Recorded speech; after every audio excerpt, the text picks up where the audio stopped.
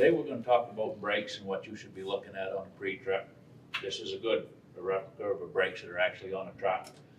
First thing you wanna look at is your shoes.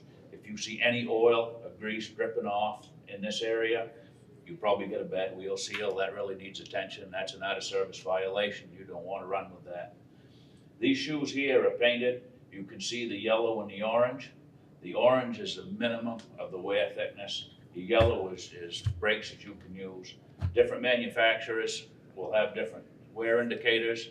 This is painted for demonstration purposes. You're not gonna see this on a truck. But where this line is, some manufacturers, there's actually a step in that lining so you can see it.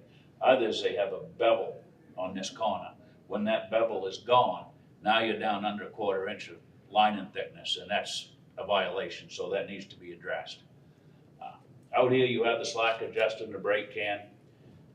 This wheel here is actually out of adjustment. You can tell by the angle here, it's more than 90 degrees. When that brake is adjusted,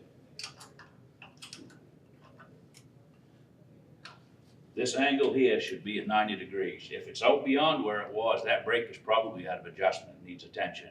It might be as simple as calling the shop and have one of the guys come out and put a wrench on it. There might be other issues, but it's something you always want to check. A better way to tell, you can see there's a line here and there's some orange paint. If you see orange showing on that push rod, that means your stroke is too long and you have too much stroke, you're out of adjustment. Real world, there will be a definite line on this push rod where that works in and out of the can, and that'll show how far that is moving. These studs are 2 inches long. As long as that wear line is inside the end of these studs, that brake is all set. You're not out of adjustment. That's not an issue. Another thing you want to look at is all your hardware, your mounting bolts here, because you want to follow your air lines up to your valves, make sure they're not chafing. You want to make sure this clevis pin is in, the cotter pin is in, the jam nut's tight, and everything is, nothing's obviously loose, rattling, wearing. Other than that, just use common sense. If you see things that don't look right and you're unsure and you don't feel safe, contact the shop.